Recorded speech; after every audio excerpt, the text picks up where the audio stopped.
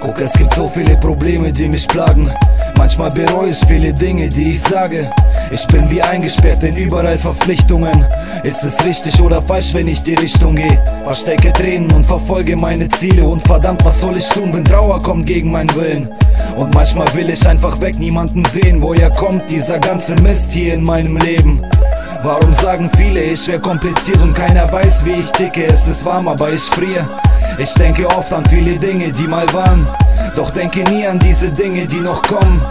Manchmal bin ich auch die Trauer in Person.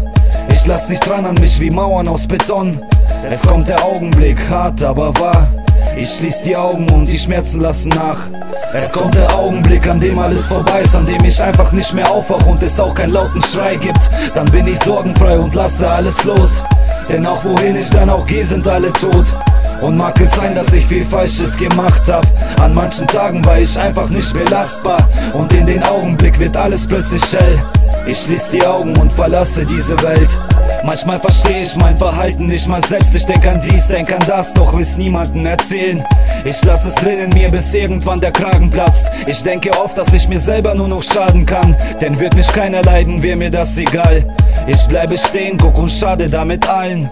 Schade allen, die nicht gut auf mich zu sprechen sind, denn im Endeffekt kriegt jeder das, was er verdient. Es gibt ganz selten Tage, wo die Sonne mich begleitet. Bin gewohnt, egal was ich versuche, dass ich scheiter.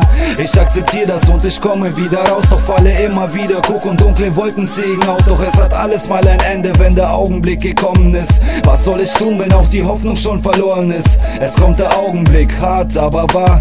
Ich schließ die Augen und die Schmerzen lassen nach. Es kommt der Augenblick, an dem alles vorbei ist, an dem ich einfach nicht mehr aufwach und es auch keinen lauten Schrei gibt. Dann bin ich sorgenfrei und lasse alles los, denn auch wohin ich dann auch gehe, sind alle tot. Und mag es sein, dass ich viel Falsches gemacht hab. An manchen Tagen war ich einfach nicht belastbar, und in den Augenblick wird alles plötzlich hell. Ich schließ die Augen und verlasse diese Welt.